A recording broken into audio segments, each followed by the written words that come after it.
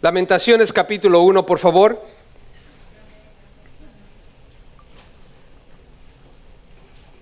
Lamentaciones capítulo 1. Vamos a leer del versículo 12 al 22.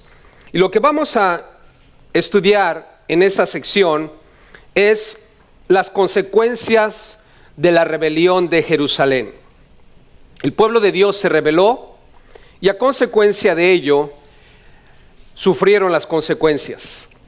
Ahora, hemos comenzado a leer ya el libro de Lamentaciones y nos dimos cuenta que la primera parte ellos están lamentando, están llorando amargamente por lo que les ha pasado. Pero ahora en esta sección nos damos cuenta de que el pueblo de Israel, el pueblo de Dios, reconoce realmente cuál es el problema. Y quiero que vean conmigo, por favor, el versículo 20. El versículo 20 es la clave de esta sección. Y dice ahí: mira, oh Jehová, estoy atribulada. ¿Cómo se encuentra Jerusalén, hermanos? Atribulada. Escucha esto: mis entrañas hierven, mi corazón se trastorna dentro de mí. Están trastornados, están por dentro quemándose, están atribulados, y esta es la razón. Dice el versículo 20: porque me rebelé en gran manera. ¿Cómo se rebelaron? En gran manera. Y eso es lo que vamos a tratar de comprender hoy. La rebeldía del corazón. Ellos se rebelaron en gran manera. Y esto que les está pasando es algo bueno. ¿Por qué? Porque esto los va a llevar al arrepentimiento. Y es la clave para escapar de un corazón rebelde.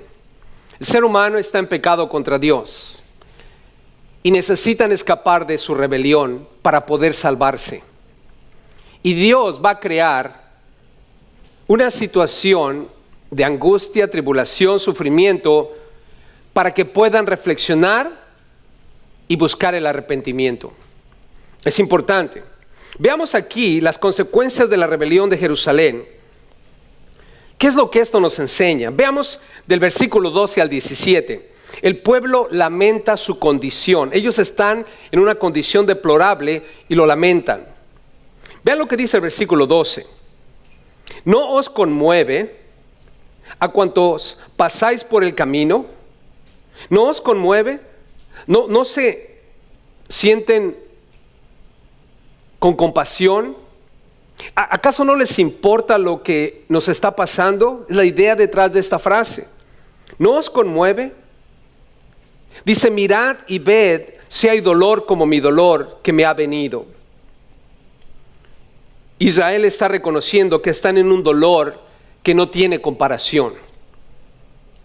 Vean si hay dolor como mi dolor que me ha venido. Y quiero que entiendan una cosa, hermanos. Israel ha experimentado el amor, la misericordia y la gracia de Dios una y otra vez. Y ahorita se encuentran en un dolor muy grande. Y ellos dicen: no hay comparación a lo que estamos sintiendo. Y esto para que pensemos por un momento, hermanos. Es posible que tú y yo nos rebelemos contra Dios de tal manera que después de haber visto su gracia y misericordia, quedemos atrapados en un dolor muy grande. Ahora ellos están experimentando el castigo de Jehová. Vean en el versículo 12, al final dice: porque Jehová me ha angustiado en el día de su ardiente furor. Jehová me ha angustiado en el día de su ardiente furor. Es Dios, hermanos, quien está castigándolos por la rebelión que hay en su corazón. Pero recuerden que toda disciplina o castigo del Señor es para movernos al arrepentimiento. Y ellos lo reconocen, están en un dolor extremo y dicen: es Dios que está trabajando en nosotros, porque ha llegado el día de su ardiente furor. Está enojado contra nosotros por la rebelión que hay en nuestros corazones. Y vean en qué consistió el castigo. Dios dice aquí en el versículo 13: desde lo alto envió fuego que consume mis huesos. ¿Qué envió, cristianos? Fuego. ¿Saben que Sodoma y Gomorra fue destruido por fuego? ¿Saben que este mundo eventualmente va a ser destruido por fuego, hermanos? En los días de Génesis, en los días de Noé, Dios destruyó este mundo por medio de un diluvio. Y el Señor trae juicio sobre la tierra por el pecado. El pecado tiene que ser juzgado por Dios. Y aquí Jerusalén experimentó un fuego que, dicen ellos, consumió nuestros huesos. Babilonia entra a Jerusalén, los han sitiado, los tienen rodeados y ellos han ido muriendo poco a poco por hambre, por sed. Pero en un momento Babilonia entra, los soldados babilonios entran y la historia cuenta que de repente ocurrió un incendio muy grande que no tuvo explicación ni para el pueblo de Israel ni para el pueblo de Babilonia. Pero aquí está la explicación. Desde lo alto envió fuego Dios que consumió los huesos de ellos. Fue Dios, hermanos. ¿Alguna vez han ustedes visto catástrofes naturales que han causado la muerte de muchas personas? Y a veces cuando te pones a pensar, ciertos países que experimentan desastres naturales de gran magnitud vienen a ser países que se han rebelado contra Dios en gran magnitud. Dios no puede ser burlado, hermanos. Él no va a dar por inocente al culpable. Y cuando viene una catástrofe sobre la nación es porque Dios quiere que despertemos a la realidad de que nuestro corazón está en rebeldía contra Dios. ¿Cuántos de ustedes no recuerdan, o cuántos de ustedes recuerdan el 9/11? Cuando los terroristas secuestraron esos aviones y 2 de ellos se incrustaron en las Torres Gemelas. Y ese día nuestra nación, hermanos, vino a recibir un gran avivamiento. No necesariamente espiritual, pero fue un avivamiento en las conciencias de todos. La iglesia en aquel día donde estaba yo sirviendo, hermanos, el estacionamiento estaba lleno. El edificio casi escupía gente por las ventanas.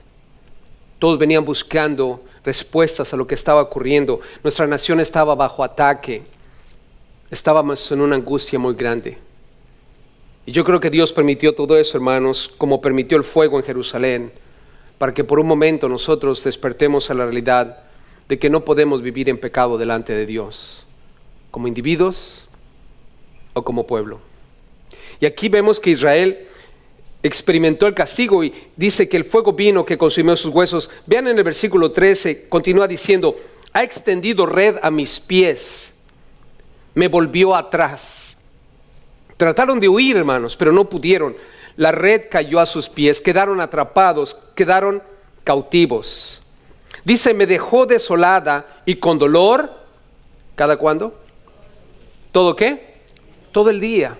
El pecado, hermanos, el pecado te atrapa como una red, te envuelve en los pies y te mantiene cautivo. Y lo único que va a traer a tu vida y a la mía es dolor.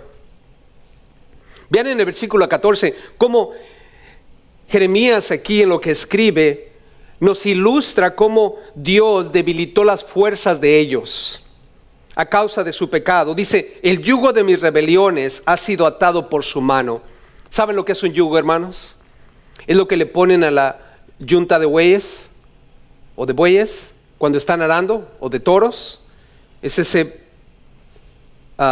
arnés que les ponen en los cuellos para que caminen juntos. Y dice aquí que el yugo de su rebelión, el yugo es algo pesado, hermanos, es algo que te va a atrapar. Y dice que ese yugo que viene a ser la rebelión de ellos ha sido puesto por la mano de Dios. Dice: ataduras han sido echadas sobre mi cerviz. La cerviz es el cuello. Y cuando ellos entendieron por un momento que estaban en pecado contra Dios, sintieron lo que siente el toro o el buey cuando le ponen el yugo y el campesino lo ata en su cuello, y ellos están sintiendo el peso de su pecado sobre sus vidas. Y dice aquí: ha debilitado mis fuerzas. Ese yugo es tan pesado que está debilitando sus fuerzas. No pueden más con su pecado. Y es la idea, hermanos, detrás de lo que Dios quiere hacer con un corazón que está rebelde. El corazón se rebela contra Dios y empieza a pecar contra Dios. Y por un tiempo el Señor en su gracia y misericordia, siendo que Él es lento para la ira y grande en misericordia, extiende su mano para rescatarte, extiende su mano para darte una segunda oportunidad. Pero si tú y yo continuamos con ese corazón rebelde como Israel, llega el momento en que quedamos atrapados en el pecado, viene un gran pesar sobre nuestras vidas y empezamos a perder fuerzas delante de Dios. Lo que Dios quiere hacer contigo, conmigo, hermano, es destruir tu orgullo, destruir mi orgullo, que lleguemos al fondo del barril, hermanos, que lleguemos a ese callejón sin salida donde no podemos más, porque Dios quiere que tú y yo procedamos al arrepentimiento. Dios no quiere que nadie se pierda. Y ellos dicen: ha debilitado mis fuerzas, me ha entregado el Señor en manos contra las cuales no podré levantarme.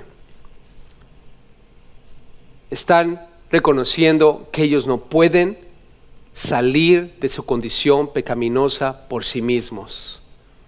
Pregunta, cristianos: ¿alguien podrá salvarse por sí mismo?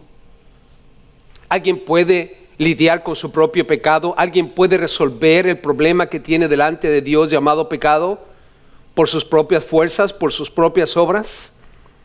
Es imposible, hermanos. La salvación no es por obras, es por gracia. Ahora, eso es lo que ellos están viviendo. El pueblo está lamentando su situación, nadie les hace caso, experimentaron el castigo de Dios. Y nota lo que les ocurrió en el versículo 15. Claramente la Biblia dice que Dios oyó o pisoteó a sus valientes, los quebrantó. El Señor, dice en versículo 15, ha hollado o pisado a todos mis hombres fuertes en medio de mí. El ejército de Israel, hermanos, los valientes, los hombres de valor, los hombres fuertes, como dice aquí, fueron pisados por Dios. Llamó contra mi compañía para quebrantar a mis jóvenes. Como lagar. El lagar, hermanos, es el lugar donde los que producían vino pisaban las uvas para producir el jugo de la uva. Y dice: como lagar ha hollado el Señor a la Virgen, hija de Judá. Y la idea de hollar quiere decir que lo han golpeado duramente. Como cuando estás preparando un camino para ser pavimentado. Preparas la tierra, quitas las piedras y empiezas a golpear la tierra para endurecerla de manera que el pavimento que pongas sobre ella venga a ser sólido y firme. Y la tierra tiene que ser golpeada, tiene que ser hollada para prepararse. La idea detrás de el profeta, cuando dijo en referencia a Jesús: allanad la calzada, preparad el camino para el Señor. En otras palabras, golpea duro para quebrantar la tierra, de manera que estén preparados para recibir al Señor. Y esto me hace pensar, hermanos, que el Señor tiene que golpearnos de vez en cuando duro para que podamos reaccionar y regresar a su presencia en arrepentimiento. Debemos preparar el camino del Señor, y a veces viene acompañado de sufrimiento, hermanos. ¿Por qué el sufrimiento? Porque Dios trae juicio sobre nuestro pecado. ¿Acaso no, cuando Adán y Eva pecaron, Dios tuvo que decretar maldición sobre la tierra a causa del pecado que ellos cometieron?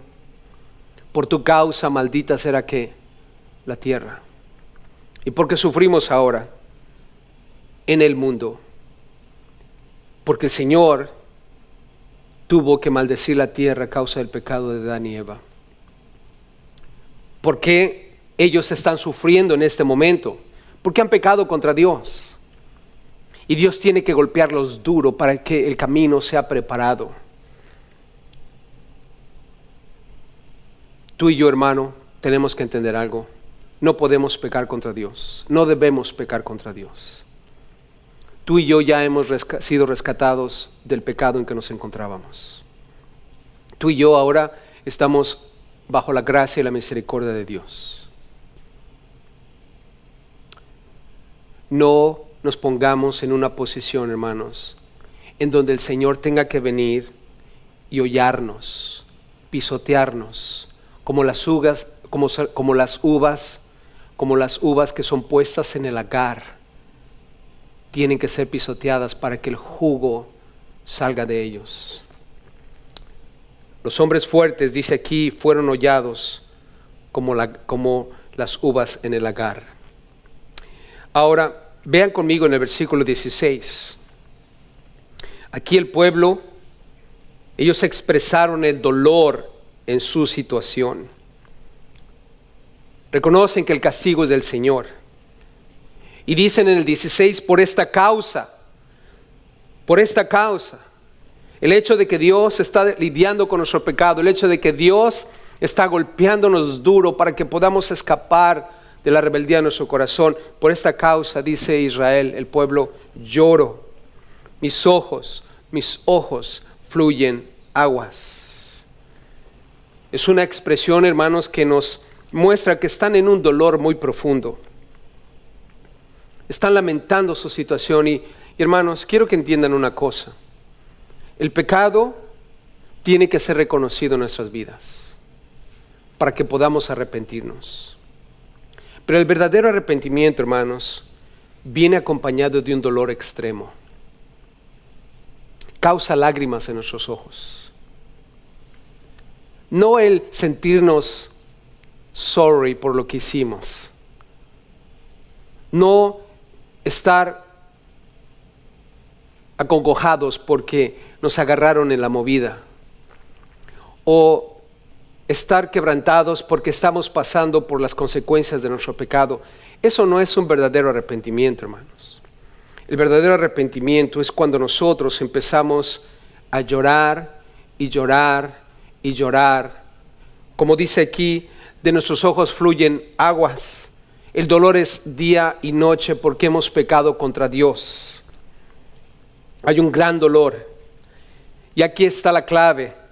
Se sienten perdidos. Mira lo que dice el 16. Porque se alejó de mí el consolador que dé reposo a mi alma. Se sienten perdidos, hermanos, es lo que los está llevando al arrepentimiento. El entender que han pecado contra Dios y están llorando y llorando porque el consolador, el único que puede dar reposo a su alma, está lejos de ellos. El verdadero arrepentimiento, hermanos, cuando reconocemos nuestra rebelión, es cuando nos sentimos completamente perdidos. No el lamentarnos porque nos agarraron en la movida o porque estamos ahora pasando por las consecuencias de lo que hicimos, sino porque nos sentimos en el infierno mismo. Y esa es la clave, hermanos, de un verdadero arrepentimiento. ¿Cómo sé yo que alguien se ha arrepentido de verdad? Cuando siente que su alma y su vida están siendo quemados por las llamas del mismo infierno. Eso es el verdadero arrepentimiento. Y busca huir de las garras del infierno para estrechar los brazos del único que puede consolarnos, hermanos, el único que puede dar reposo a nuestras almas. ¿Saben cómo se llama? Jesús. Jesús, cuando estuvo aquí en la tierra, dijo: yo voy a rogar al Padre y os dará otro consolador. Estaba hablando del Espíritu Santo, pero dice otro consolador. Aquí Israel dice: se alejó de mí el consolador que dé reposo a mi alma. Jesús, hermanos, es el único que puede dar reposo a nuestras almas. Jesús es el único que puede reanimar o reavivar o restaurar o dar vida a mi alma. Y el otro consolador, hermanos, es el Espíritu Santo. Cuando tú y yo reconocemos nuestro pecado contra Dios y empezamos a llorar y lamentar nuestra situación pecaminosa y la realidad de que estamos lejos de Dios en el infierno mismo, y venimos y pedimos perdón, el Padre que está en los cielos nos perdona y nos da vida y permite que el Espíritu Santo, el otro consolador, viva en nosotros. Y el Espíritu Santo que vive en nosotros, familia, nos ayuda a dejar de practicar el pecado y a vivir en santidad para Dios. Ellos, hermanos, están expresando su dolor. Se alejó de mí el Consolador. Nota 16 dice, mis hijos son destruidos. La familia está desolada. La sociedad está terminada. ¿Por qué? Dice el 16 al final, porque el enemigo prevaleció. ¿Acaso no es verdad, hermanos, que Satanás anda como león rugiente buscando a quien devorar? Y el enemigo quiere prevalecer contra ti y contra mí. El enemigo quiere que tú y yo terminemos lejos del Consolador. Y ellos sienten en este momento que están lejos de Jesús, lejos de Dios, lejos del Mesías, y el enemigo ha triunfado. Quiero decirte una cosa, para ti y para mí que somos cristianos, el enemigo no ha triunfado. Cristo triunfó en la cruz y dijo, consumado es. Y tu pecado y el mío, hermanos, no existen más, porque Dios lo perdonó por medio de la sangre de Cristo Jesús, si en verdad nos hemos arrepentido de todo corazón. Y aquí la Biblia dice claramente en el versículo 17, cómo ellos lloraron la falta de consuelo. Sión, escucha lo que dice el 17, Sión, Jerusalén, extendió sus manos. ¿Qué está haciendo, hermanos? Extendiendo sus ¿qué? Sus manos. Se sienten perdidos, se sienten sin consuelo. El enemigo ha prevalecido, la sociedad está destruida. Están llorando continuamente y ahora están extendiendo sus manos. Familia, eso es bueno. Qué bueno que están haciendo eso. Porque antes de esto, hermanos, estaban en pecado delante de Dios, viviendo como si nada estuviera pasando. Estaban confiando en sí mismos, confiando en su persona como nación. Somos el pueblo de Dios. Y sin embargo estaban en pecado, hermanos. Viene el juicio de Dios, viene el castigo de Dios sobre ellos. Dios viene a hollarlos, a porrearlos, a apalearlos. Y ahora los vemos como extendiendo sus manos. ¿Cuántos podemos dar gracias a Dios que de repente nos encontremos todos quebrantados, tirados en el suelo a causa de nuestras tonterías en el camino por haber faltado a Dios? ¿Cuántos podemos dar gracias a Dios, hermanos? Demos gracias a Dios. Y que vengan cosas duras a nuestra vida, hermanos, con tal de que nos mantengamos con las manos levantadas al cielo. Porque ¿de dónde viene nuestro socorro, hermanos? ¿De los montes? No, hermanos, de los cielos. Pero en el caso de Sión, extendió sus manos. Y nota, dice, no tiene quien la consuele. No tiene quien la consuele. Están en este momento, hermanos, completamente quebrantados y se sienten sin completa esperanza. ¿Y por qué? ¿Por qué se sienten así, hermanos?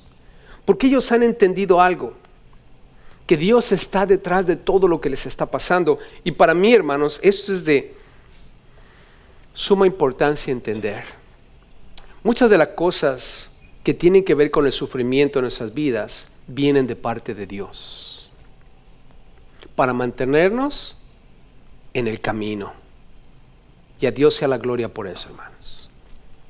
Jehová, dice el 17, dio mandamiento contra Jacob. ¿Qué dio, hermanos? Mandamiento contra Jacob, que sus vecinos fuesen sus enemigos. Fue una orden. Dios decretó que los pueblos alrededor se convirtieran en enemigos de Jerusalén. Jerusalén, dice aquí, fue objeto de abominación entre ellos. Fue como una cosa inmunda. Porque en realidad, hermanos, como estaban en pecado, eran inmundos para Dios. Y Dios decretó que todas las naciones alrededor vieran a Israel como una nación inmunda. Fue decretado por Dios, hermanos. Esto nos lleva a entender que Dios va a decretar contra nosotros situaciones de angustia, dolor, para que nosotros podamos mantenernos en el camino. Y como dice el Nuevo Testamento, las pruebas y las tribulaciones son diversas, hermanos, para que seamos purificados, para que nuestra fe sea hallada como el oro puro. Así es que si de pronto te encuentras en medio de dolor y sufrimiento, es probable que en algunas ocasiones sea nuestra culpa por lo que hemos decidido hacer.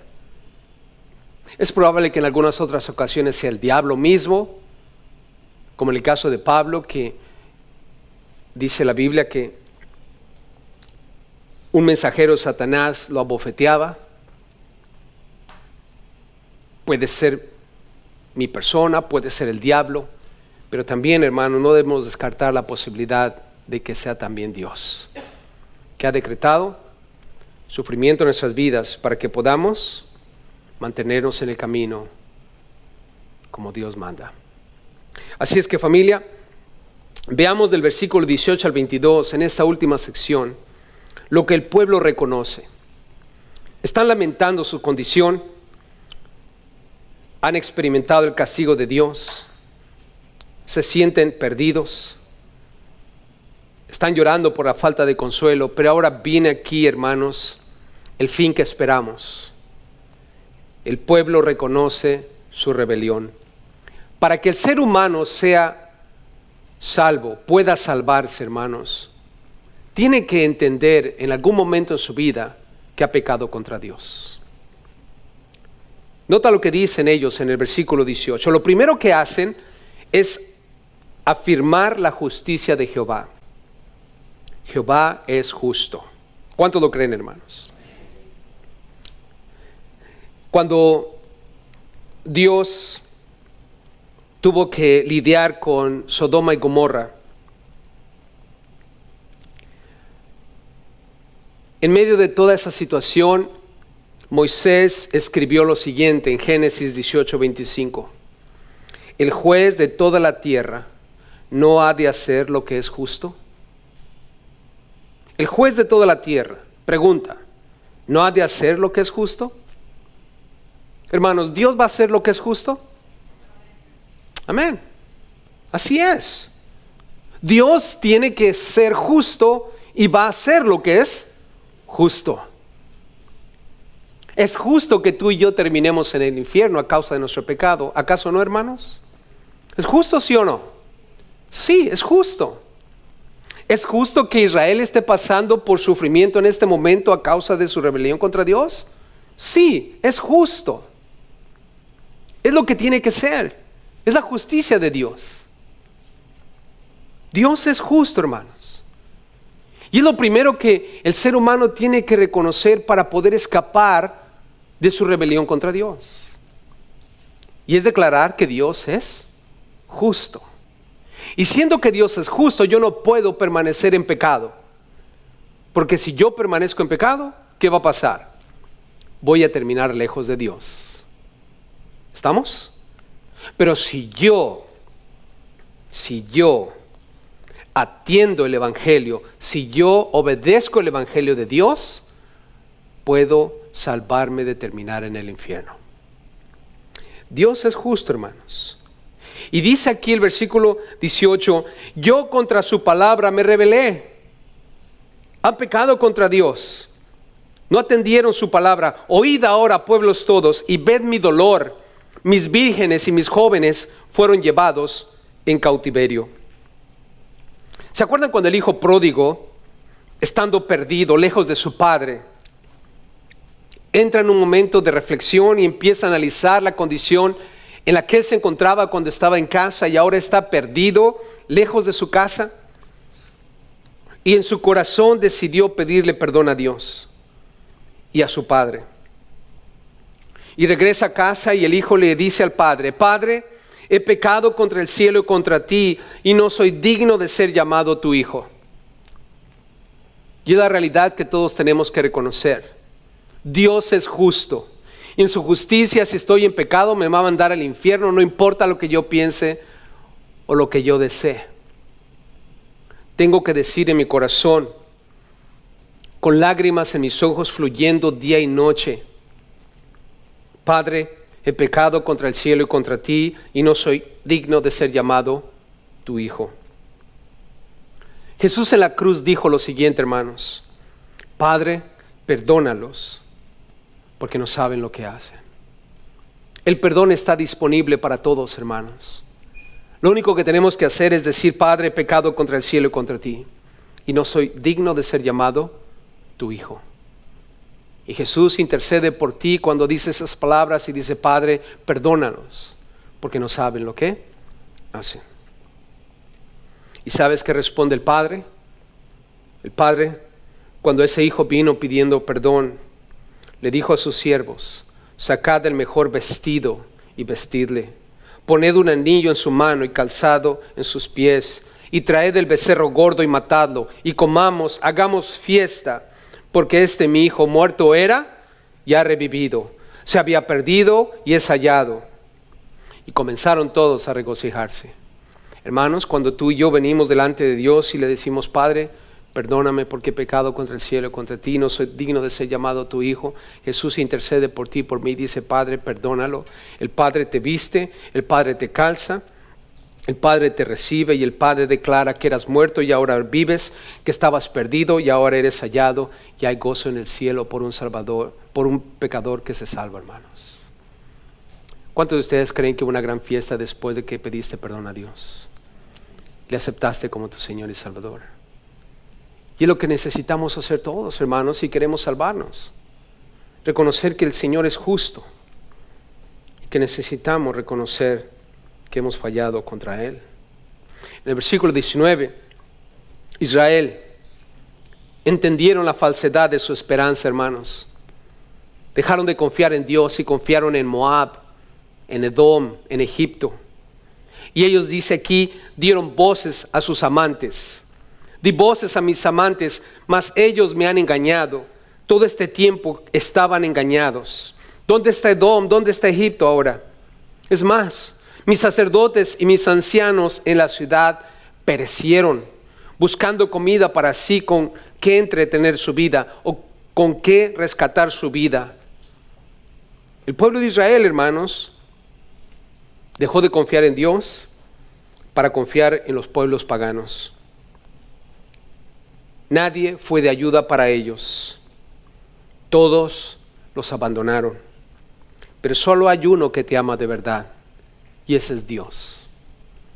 Tú no puedes confiar en carros ni en caballos. Tenemos que confiar en Dios, hermanos.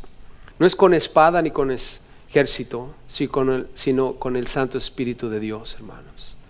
La salvación no es por obras, es por la gracia de Dios.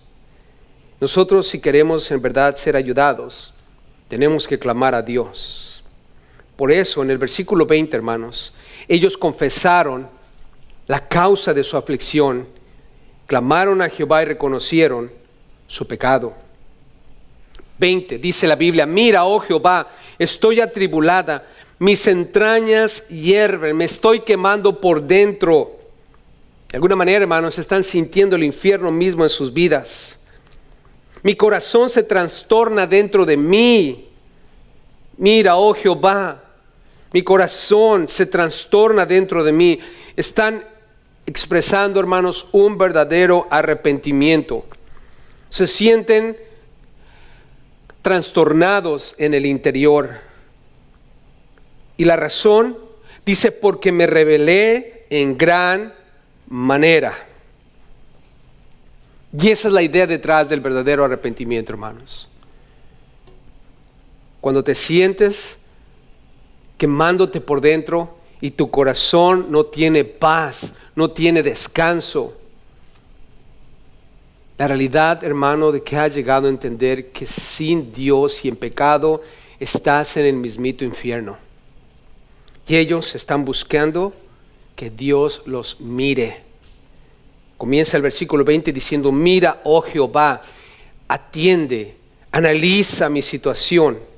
¿A quién más podrían ir, hermanos? ¿Quién más puede aliviarlos de su dolor a causa de su pecado? Solo Dios puede perdonar pecados.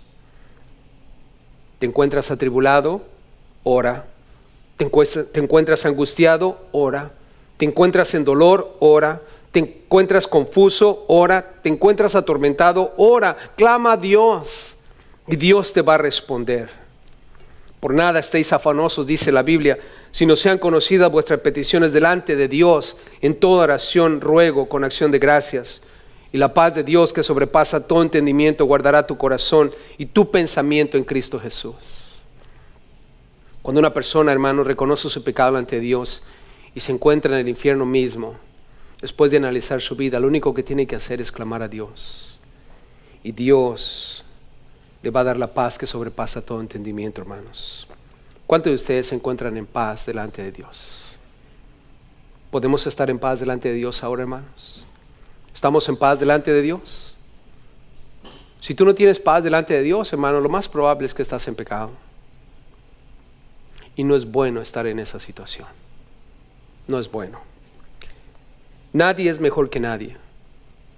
Pero es probable, hermanos, que haya una o dos personas entre nosotros que todavía no ha entendido que su corazón está en rebeldía contra Dios y le ha pedido perdón a Dios. ¿Quieres escapar de un corazón atribulado? Entrega tu vida a Dios y reconoce que has pecado contra Dios. Y Dios te va a perdonar. Versículo 21.